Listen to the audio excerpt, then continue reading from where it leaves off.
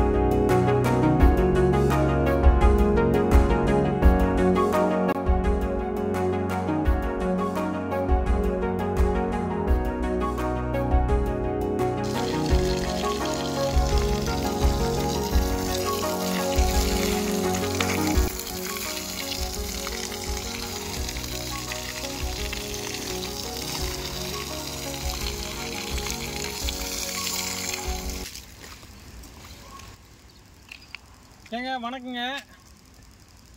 நான் இப்போ என்ன பண்ணுறேன்னாங்க, ஒரு கல்லணை கட்டியிருக்கிறேன். கல்லணை கட்டினா தான் நீர் தேக்கம் பண்ணால் தான் விவசாயத்துக்கு தேவையான தண்ணீர் வந்து எப்போவுமே கிணத்துலையும் போர்லேயும் நீர் சேகரிப்பு ஏற்படுங்கிறதுக்காக கல்லணை ஒன்று கட்டிருக்கிறேனுங்க. இது பார்த்திங்கன்னா எவ்வளோ மழை பெஞ்சாலும் அந்த சைடில் மேட்டிலேருந்து வரக்கூடிய தண்ணி பூரா அங்கே வந்து நம்ம காட்டில் தேங்கி இந்த பக்கம் குட்டைக்கு போகணுங்க. இந்த குட்டைக்கு போனால் உடனே போரு கிணறு எல்லாமே வழி தண்ணி சப்ளை ஆகுங்க. நம்ம இயற்கை விவசாயம் பண்ண வேணும், இயற்கை விவசாயம் பண்ண வேணும்னு ஒவ்வொரு வீடியோவிலையும் போடுறோம். இயற்கை விவசாயமான தண்ணி வேணும் இல்லைங்களா? அப்போ தண்ணி வேணுங்கிறதுக்காக மட்டும்தாங்க இந்த மாதிரி ஒரு தடுப்பணைகள் வந்து காட்டில் கட்டி இருக்குதுங்க. இதை எப்படி கட்டணும் என்னங்கிறத பார்த்தீங்கன்னா உங்களோட நம்ம வீடியோவில் இந்த விரிவாக உங்களுக்கு சொல்கிறேனுங்க. ஏனுங்க, இந்த தடுப்பணை கட்டுறதுக்காக கிணத்து பாம்பேரி வேலை முடிஞ்சதுக்கப்புறம் அதனோட தொடர்ச்சியாக கிணத்துல இருந்து நம்மளோட இந்த எல்லை ஒரு 200 அடி தூரத்துக்கு பக்கத்தில் ஏரி கிணத்துக்கும் வடபுறமாக நீர்காலில் ஒரு ஏரி இருக்குதுங்க. அந்த ஏரிக்கு இது மேற்கு கரையாக கூட அமையும். அந்த மாதிரி தானுங்க இதை கட்டுறதுக்காக ஒரு முடிவெடுத்து அதை கட்டுறதுக்கு நாம் அதுக்கான ஏற்பாடு செஞ்சு இப்போ அந்த வேலையை பண்ணிகிட்டு இருக்கிறோமுங்க. எப்படின்னு கேட்டிங்கன்னா, நம்ம கிணத்தோட பாம்பேரி சுவர்லேருந்து நம்ம எல்லை முடிகிற வரைக்கும் 200 அடி நீளம், கீழே பூமிக்குள்ளே 4.5 அடி ஆழம், 3 அடி அகலம். ஃபஸ்ட்டு ஒரு வாணி எடுத்தோமுங்க. அந்த கீழ் எந்த அளவுக்கு சட்டு வருதோ அந்த அளவுக்கு வாணி எடுத்தோம். அந்த சட்டு வர அளவுக்கு வாணி எடுத்ததில் 4 அடி ஆழத்துலேயே வந்துருச்சுங்க சட்டு. அப்படி சட்டு வந்ததுனால 4 அடி ஆழத்துக்கு அடியில் கருங்கல்லும் சிமெண்ட் கலவையை விட்டே கரைச்சி விட்ருக்குறோமுங்க.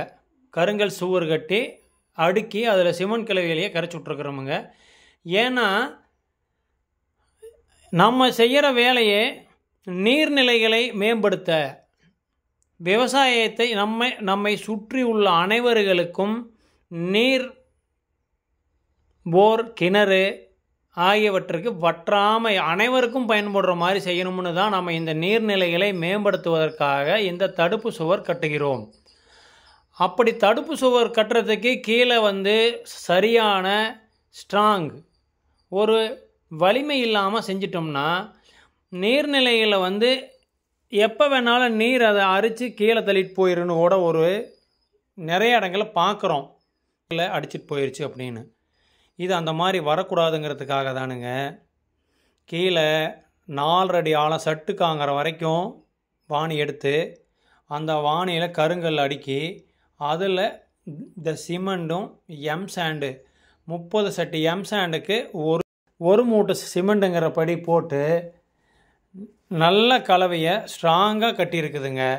அதுக்கும் மேலே வந்து 3 அடி உயரம் நல்ல அதே அகலம் 3 அடி அகலத்திலேயே 3 அடி உயரம் மேலே ஏற்றிருக்குது பாருங்கள். கிணத்து பாம்பேரியிலேருந்து அதனோட தொடர்ச்சி. இதை வந்து பாம்பேரி கட்டினதுக்கப்புறம் உண்மையாகவே கிணறும் சுத்தமாக இருக்குது, கிணத்து தண்ணியும் நல்லா தான் இருக்குது. அதனோட தொடர்ச்சியை தானுங்க நம்ம இந்த மாதிரி கட்ட ஆரம்பிக்கிறோம். இது வந்து கட்ட ஆரம்பித்து இது 2 நாள் 3 நாள் அப்படியே தொடர்ந்து அந்த தடுப்பு சுவர் வளர்ந்துக்கிட்டு வருதுங்க. எதற்காக இந்த தடுப்பு சுவர் கட்டுறதுக்கு நமக்கு ஒரு தோணல் வந்துச்சு அப்படின்னு கேட்டிங்கன்னா, எல்லாமே முன்னோர்கள் சொன்ன வழியிலேனாலும் நம்ம வாழ்க்கை முறையில் ஏற்பட்ட அனுபவத்தாலும் தான் இந்த எண்ணம் வந்ததோ தவிரங்க, மற்றபடி வேறு எதுவும் இல்லை. என்ன முன்னோர்கள் சொன்னார்கள் அப்படின்னா, நம்ம வள்ளுவ பெருந்தகை அவர்கள் நீர் மேலாண்மைக்குன்னு ஒரு அதிகாரமே அமைத்து கொடுத்துருக்கிறார். என்னென்னா, மானிட பயன்பாட்டுக்கு வந்து நீர் ஒரு அத்தியாவசியம், நீரின்றி அமையாது உலகு அப்படின்னு சொல்லிட்டு வள்ளுவ பெருந்தகை ஐயா அவர்கள் இதை வெளியிட்டிருக்கிறார், எழுதியிருக்கார். நம்ம படிச்சிருக்கிறோம். அதை பயன்படுத்தி அதை பிரகாரம் வாழ்கிறவங்க வாழ்க்கையில் முன்னேற்றம் தான், யாரும் கெட போகிறதில்ல. நீர் வந்துங்க அதனோட பயன்பாடு இல்லாமல் இந்த உலகத்தில் எந்த உயிர்களும் வாழவே வாழாது. அப்படின்னா நீரின்றி அமையாது உலகினின் யார் யாருக்கும் வானின்றி அமையாது ஒழுக்கு. நீர் இல்லைன்னா இந்த உலகமே இல்லை. அப்படிங்கிறதுனால தான் நம்ம இந்த நீர் பஞ்சத்தால் பாதிக்கப்பட்டவங்க ஒரு குடம் தண்ணி இருந்தால் இன்றைக்கி போதும், இன்றைக்கி 2 குடம் தண்ணி இருந்தால் போதும், ஒரு 5 குடம் தண்ணி எங்கள் வீட்டுக்கு இருந்தால் போதும் அப்படிங்கிற மனநிலையில் தண்ணிக்காக கஷ்டப்பட்டவங்களுக்கு மட்டும்தான் நீரோட அருமை எல்லாத்துக்கும் தெரியும். நான் அந்த மாதிரி கஷ்டப்பட்டுருக்கிறேனுங்க. எப்படின்னா, நான் வந்து ஒரு 10ஆம் வகுப்பு படிக்கிறப்பெல்லாம் பயங்கரமான வறட்சி. அப்பாவுக்கு வந்து விவசாயத்தை தவிர எதுவுமே தெரியாது. அப்போ விவசாய குடும்பத்தில் ரொம்ப கஷ்டகாலம்.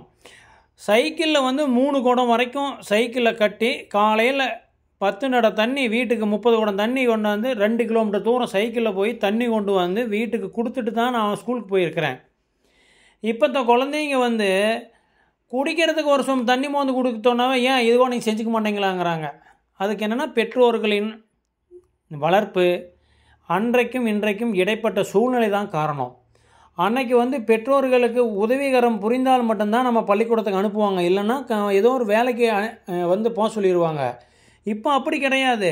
கண்டிப்பாக நீ படிச்சு தான் ஆகணும், என்னோட உயர அடமானம் வச்சுனாலும் உனக்கு படிக்க வைக்கிறேன், எத்தனை லட்சம் நாள் செலவு பண்ணுறேங்கிறாங்க. இன்றைக்கி குழந்தைங்க அப்படி இருக்காங்க. சரி, இதை இன்னொரு வீடியோவில் பார்க்கலாம். இப்போ நம்ம பார்க்க வேண்டிய முக்கிய கருத்து நீர் மேலாண்மை, நீர்நிலைகளை பற்றி, நீரோட முக்கியத்தை பற்றி. அதுக்கும் இந்த தடுப்பணைக்கும் என்ன சம்மந்தம்? தடுப்பணைனா சும்மா ஏதோ 4 மம்டி மண்ணை எடுத்து கொட்டி அதில் தண்ணி நிறுத்துகிற மாதிரியெல்லாம் கிடையாதுங்க. 8-10 இன்ச்சு மழை பெஞ்சாலும் அது ஸ்டோரேஜ் ஆகணுங்கிறதுனால தாங்க இதை கட்டுறோம். இந்த சுற்று வட்டாரத்தில் மேலே ஒரு 2-3 கிலோமீட்டர் மேட்டிலிருந்து வரக்கூடிய தண்ணீர் இங்கே தேங்கி இதுக்கு பின்னால் இருக்கிற கிளப்பக்கம் இருக்கிற குட்டையில் ஒரு பெரிய குட்டை, அதில் நிறைஞ்சு தான் வேறு பக்கம் வெளியில் தண்ணி போகணும். அப்படி நிறையிறப்ப நாம் செய்யக்கூடிய ஒரு செயல் வேலையினாலையும் நம்ம மட்டுமே ஆரோக்கியமாக வாழக்கூடாதுங்க. நம்ம சார்ந்தவங்களுக்கும் நம்ம எந்த வகையில் உதவுறோம், எந்த வகையில் பயன்பட போகிறோம் அப்படிங்கிறத கருத்தில் கொண்டு நம்ம செய்யணும். அந்த மாதிரி கருத்தில் கொண்டு இதை கட்டப்பட்டது தானுங்க இந்த தடுப்பணை. நம்ம தடுப்பணையில் தண்ணி ஒரு 3 அடி உயரத்துக்கு தண்ணி நம்ம காட்டில் தண்ணியை வந்து குறுக்காட்டி நிப்பாட்டி வைக்கிறோம்னா, நம்ம சுற்று வட்டாரத்தில் இருக்கிற குறைஞ்சபட்சம் 1 கிலோமீட்டர் தூரத்தில் இருக்கிற அனைத்து கிணறுகள் போர்வெல்லுக்கும் நீர் ஊற்று சகஜமாக கிடச்சி அவங்களுக்கு தண்ணி பஞ்சம் வராது, எனக்கும் வராது, சார்ந்தவங்களுக்கும் வராது. நீருக்காக நாங்கள் ஏங்கின காலம் போய் இப்போ நீர் நிறைஞ்சிருக்குது, விவசாயம் செழிப்பாக பண்ணலாம். இந்த விவசாயம் செழிப்பாக செஞ்சு அதுவும் இயற்கை முறையில் விவசாயம் பண்ணி பாருங்கள். குட்டைக்கும் இது வந்து மேபக்கத்து சுவர், பாதுகாப்பு சுவர், கிளப்பக்கம் குட்டை பச்சையாக இருக்குது பார்த்தீங்களா, அது இந்த மாதிரி அமைக்கணும்னு தானுங்க எனக்கு நீண்ட நாள் கனவு.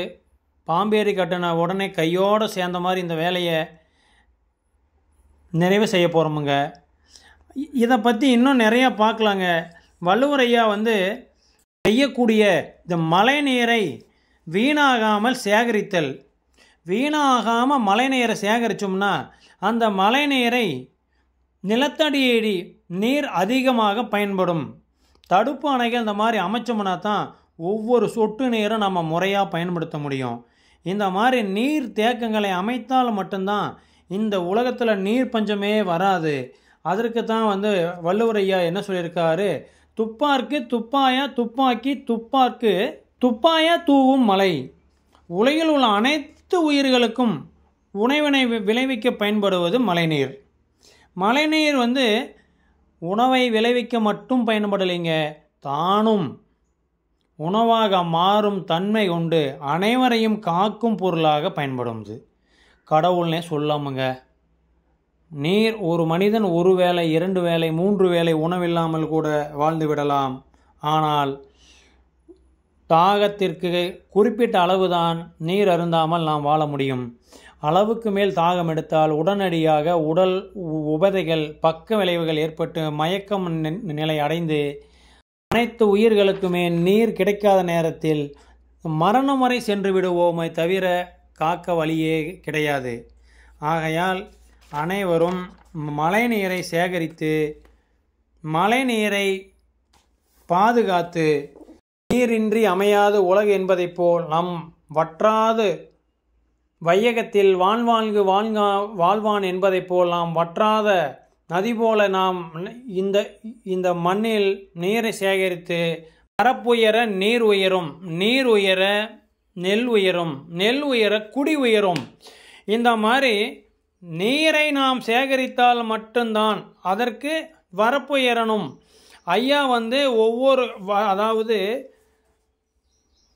ஒரு வறண்டு போன நிலத்தில் கூட அந்த மழை நீரை வீணாக்காமல் சுற்றும் சுவர் அமைத்து நீரை சேகரித்தீர்களேயானால் அந்த நீர் இந்த மாதிரி இந்த வறண்ட பூமியை கூட ஒரு வளமான பூமியாக்கும் என்று ஐயா பல முறை பல வீடியோக்களில் ஐயா இதை நான் பார்த்திருக்கிறேன்.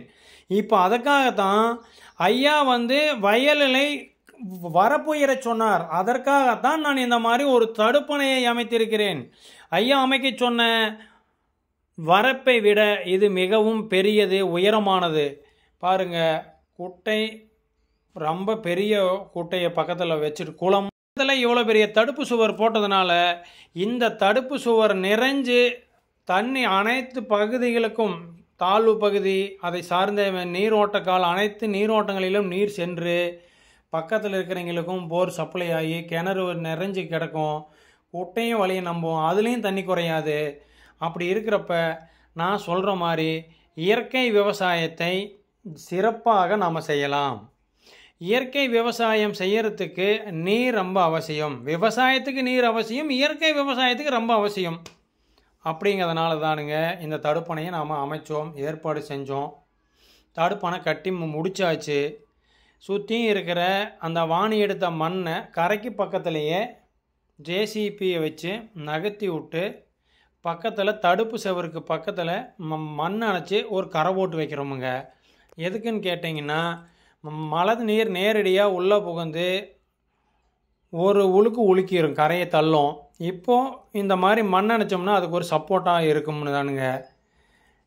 அனைவரும் இது மாதிரி தங்களால் இயன்ற தங்கள் நிலங்களில் காங்கிரீட்டு போட்டு கல் சுவர் கட்டி தடுப்பணை கட்ட முடிந்தால் உடனடியாக செய்ய வேண்டும். அவ்வாறு அவ்வளவு செலவு செஞ்சு செய்கிறது எனக்கு முக்கியமாக படலைங்க அப்படின்னு உங்கள் மனநிலை இருந்தால் அட்லீஸ்ட் மண்ணிலையாவது தடுப்பு சுவர் அமைச்சு உங்கள் நீரை மேம்படுத்துவோமுங்க, நீர் வளத்தை அதிகரிப்போமுங்க. நீரை இந்த மண்ணை விட்டு வெளியே செல்லாமல் பாதுகாப்போமுங்க. அப்படி பாதுகாப்புறதுனால தானுங்க அனைவரும் பயன்பெற முடியும். செல்வ செழிப்போடும் பசுமை மாறாத எவர் கிரீன் அப்படின்னு அனைவரும் வாழ முடியுமுங்க. எவர் கிரீன்ஸ் வேணும்னா மழை நீரை சேகரிப்போம் என்று உறுதி பூண்டு அனைவரும் வளமுடன் வாழ்வோமுங்க. நன்றிங்க, வணக்கமுங்க. அடுத்த தடுப்பணை யார் யார் கட்டிட போகிறோம்னு இதில் கமெண்ட் போடுங்க பார்க்கலாம். ரொம்ப நன்றிங்க.